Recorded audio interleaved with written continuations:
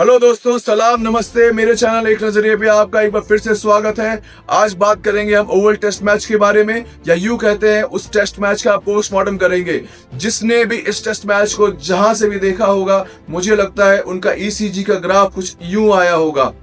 घर के बाहर या स्टेडियम के बाहर एम्बुलेंस लगे होंगे, क्योंकि किसी को भी दिल के डॉक्टर की जरूरत पड़ सकती थी। मेरी ऐसी खुद हालत हो रखी थी यार, क्योंकि मुझे लगा ये मैच इंडिया हार जाएगा। लेकिन जिस तरीके से चमत्कार करके दिखाया था इंडियन टीम ने मैनचेस्टर में, ओवल में उन्होंने इतने कम मार्जिन से जीत कर वहां धमाल मचा दिया। धमाल दिल खुश कर देता भाई लोग। वीडियो के अंत तक आप बने रहिए, क्योंकि इस विक्ट्री को मैं आपके साथ सेलिब्रेट करना चाहता हूं। ये कोई मामूली विक्ट्री नहीं है, ये रेयरेस्ट ऑफ द रेयर होता है। कई दशकों में आपको ऐसा मैच देखने के लिए मिलता है। हम लोग लकी हैं कि हमने ये मैच को विटनेस किया और हमारे एरा में ये मैच हुआ है। अगर ये मैच इंडियन टीम हार जाती तो हम सीरीज को 3-1 से हार जाते, लेकिन इस मैच को इंडिया ने जीता। इसलिए स्कोर लाइन लास्ट में बताता है 2-all, इंडिया 2 इंग्लैंड 2। अदरवाइज किस को हार्ट अटैक आता मुझे पता नहीं, मुझे तो जरूर आता। मेरा दिल ही टूट जाता है यार। आज मुझे इंडियन टीम पे बहुत ज्यादा फोकस करना है, इसलिए सबसे पहले मैं इंग्लैंड की बात करूंगा। थोड़े में बोल के निकल जाऊंगा, क्योंकि मेरा दिल कर रहा है आज सबसे ज्यादा मैं इंडियन टीम के बारे में बात करूं। तो आगे बढ़ते हैं, क्योंकि स्पोर्ट्समैन स्पिरिट नाम की भी कोई चीज होती है यारो। इसलिए सबसे पहले इंग्लैंड की बात करते हैं। इंग्लैंड के हीरोज कौन रहे? अरे उनके धाकड़ बल्लेबाज जो रूट ने यार, फिर से सेंचुरी पे सेंचुरी मार रहे हैं हमारे साथ। इंडियंस को देख के वो पागल हो जाता है। पता नहीं हमसे कौन से जमाने का लगान अभी तक वसूल रहा है। वो 13 सेंचुरी मार चुका है हमारे खिलाफ। इस मैच में भी उसने सेंचुरी मारा।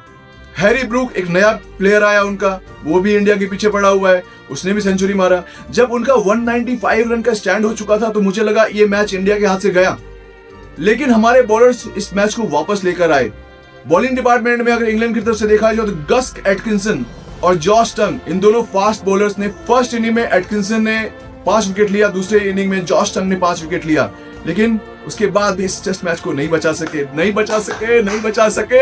दोस्तों, स्पोर्ट्स और स्पोर्ट्समैन स्पिरिट की बात ना, ऐसा नहीं हो सकता है। किसी भी गेम को, किसी भी स्पोर्ट्स को स्पिरिट जिंदा रखती है। यही मिसाल देखने को मिला ओवल के टेस्ट मैच में, जब उनके फास्ट बॉलर क्रिस वोक्स अपना इंजर्ड कंधे के साथ एक हाथ में बैट लेकर उतरे बैटिंग करने के लिए, क्योंकि उनके टीम को उनकी जरूरत थी।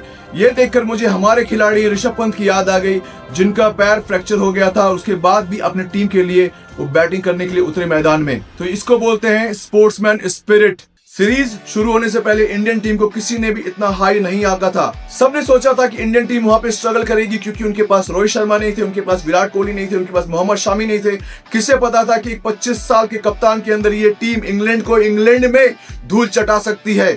ऐसा ही किया। अगर आप पूरे 5 मैचों की सीरीज को देखोगे तो आपको समझ में आएगा कि इंडिया ने पूरी तरीके से इंग्लैंड कंडीशन में इंग्लैंड को डोमिनेट किया है। इस हिस्टोरिकल टेस्ट सीरीज ने बताया कि best form of cricket is test cricket.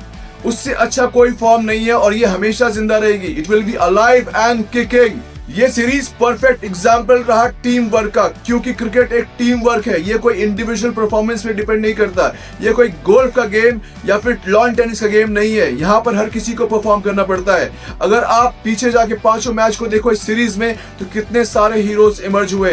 इन सारे हीरोज के परफॉर्मेंस पे ही इंडियन टीम को ये टाइमलाइन मिला है 2-all का, इसीलिए उनको ये सक्सेस मिला है। अब दिल खोल के तारीफ करते हैं अपने इंडियन प्लेयर्स की। सबसे पहले आते हैं कप्तान शुभमन गिल, जिन्होंने सिर्फ इंडिविजुअल परफॉर्मेंस नहीं दिया बल्कि शानदार कप्तानी भी की। इन्होंने सीरीज में 4 सेंचुरी बनाया, जिसमें एक डबल सेंचुरी शामिल है। उसके बाद 750 से ज्यादा रन बनाए और शानदार कप्तानी की। स्पेशली ओवल टेस्ट मैच में इतने प्रेशर सिचुएशन में इंग्लैंड में जाकर कप्तानी करना आसान नहीं होता है। जिस तरह से शुभमन गिल इस सीरीज के बेस्ट बैट्समैन रहे और मेरे फेवरेट, उसी तरीके से बॉलिंग डिपार्टमेंट में सबसे बेस्ट परफॉर्मर रहे डीएसपी साहब, हैदराबाद लैड, क्रिस्टियानो रोनाल्डो के फैन मोहम्मद सिराज, मियां मैजिक। ये भाई साहब एक वॉर हॉर्स है। इसके बारे में मैंने पहले भी बोला है कि एक वॉर हॉर्स है, एक ये ड्रीम टीम प्लेयर है। अगर कभी भी किसी भी कैप्टन को जरूरत होती है विकेट की या फिटनेस की या लगातार मैच खेलने की, ये बंदा हमेशा वहां खड़ा रहता है। इसको फर्स्ट टेस्ट मैच में खिला लो, इसको लास्ट टेस्ट मैच में खिला लो, इसका जो रिदम है, इसका जो फिटनेस है, इसका जो परफॉर्मेंस है, बिल्कुल वैसा ही रहता है। इस टेस्ट मैच में जो परफॉर्म करके दिखाया, इसलिए मोहम्मद सिराज को मैन ऑफ द मैच चुना गया। आपको अगर उसका परफॉर्मेंस देखना है तो बहुत दूर मत जाओ। 5वें टेस्ट के 5वें दिन का हाईलाइट देख लो। वो उस दिन भी जब 35 रन डिफेंड करने का था इंडियन टीम को, वो आग उगल रहा था। उसके यॉर्कर्स पे यॉर्कर्स जा रहे थे। उसका एनर्जी लेवल उस दिन देखने लायक था। ही वॉज ऑन फायर, बिल्कुल फायर पे था। तब जाके वो टेस्ट मैच इंडिया जीता और Mohammed Siraj Oval test match में मैन ऑफ द मैच बना। 4th डे जब हमारे बॉलर्स बॉलिंग कर रहे थे, मैं पंप हो गया था उस दिन, क्योंकि मुझे लगा ये कोई बॉलर्स नहीं है, ये कोई बुल्फ है जो अंग्रेजों पे टूट पड़े हैं। उन्होंने जसप्रीत बुमराह जो इस मैच में नहीं खेले, उनकी किसी भी तरह से कमी नहीं खलने दी। जिस तरीके से मोहम्मद सिराज, प्रसिद्ध कृष्णा और आकाशदीप ने बॉलिंग किया, उन्होंने धराशायी कर दिया यार, लिटा दिया अंग्रेज बल्लेबाजों को वहां पर। मैं अभी भी एक्साइटेड हूं ये सोचकर, इंग्लैंड का कंडीशन, बारिश का मौसम और इंडियन फास्ट बॉलर्स की परफॉर्मेंस, आग लगा दी थी वहां पर इन लोगों ने। अब बात करते हैं ओवल टेस्ट मैच में और हमारे कौन से हीरोज रहे। सबसे पहले नाम आएगा हमारे आकाशदीप का। उन्होंने ना सिर्फ सपोर्टिंग बॉलिंग की, बल्कि सेकंड इनिंग में वो एक आउट ऑफ सिलेबस बैट्समैन बनकर आए अंग्रेजों के लिए। अंग्रेज शायद मिडिल ऑर्डर बैट्समैन का वेट कर रहे थे, लेकिन आगे आकाशदीप। आकाशदीप ने जो शॉट्स खेला, एक बेहतरीन हाफ सेंचुरी बनाया। दूसरी पारी में यशस्वी जायसवाल ने अपने लाइफ का 6th सेंचुरी बनाया। वहीं मिडिल ऑर्डर में आप बात करेंगे तो रविंद्र जडेजा, करुण नायर और वाशिंगटन सुंदर ने गोल्ड से भी महंगा हाफ सेंचुरी बनाया। अगर बॉलिंग डिपार्टमेंट में बात करेंगे तो मोहम्मद सिराज ने 9 विकेट लिया और प्रसिद्ध कृष्णा ने 8 विकेट लिया। दूसरे इनिंग में मोहम्मद सिराज ने फिर से पंजा खोला और 5 विकेट लिया।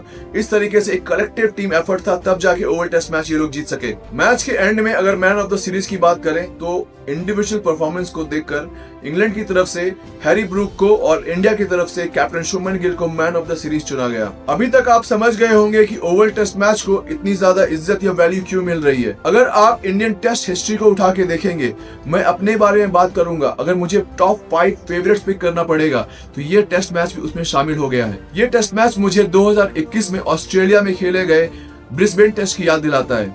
गाबा उनका फोर्ट्रेस हुआ करता था। वहां कंगारुओं को हमने हराया नहीं, उनको डिस्ट्रॉय किया, उनको बर्बाद किया, उनको वहां लिटा दिया था। वहां पर भी हमारे 2 हीरोज कॉमन थे, एक मोहम्मद सिराज और दूसरे वाशिंगटन सुंदर। उन्होंने वहां भी परफॉर्मेंस दिया था, उन्होंने ओवल टेस्ट मैच में परफॉर्मेंस दिया। वहां पे उन्होंने कंगारुओं को हराया था, यहाँ पे इन लोगों ने अंग्रेजों को हराया। जब भी इंडियन क्रिकेट टीम कोई एक आइकॉनिक टेस्ट मैच या फिर एक आइकॉनिक टूर्नामेंट जीतती है तो मेरा एक पर्सनल फेवरेट मोमेंट है। मैं एक 75 साल के बच्चे को डांस करता हुआ देखता हूँ, गाता हुआ देखता हूँ, झूमते हुए देखता हूँ, और उसका नाम है सुनील गावस्कर। जाते जाते मैं अपनी पीठ थपथपा लेता हूँ, क्योंकि जो मेरा प्रेडिक्शन था ओवल टेस्ट मैच को लेकर बिल्कुल सटीक रहा। वहां की पिच स्पाइसी थी, काफी उछाल देखने को मिला और फास्ट बॉलर्स का जलवा रहा। तो जाते जाते इंडियन टीम के लिए जीत लिया दिल, दे दी जान इंडियन टीम। आपको सलाम, जय हिंद।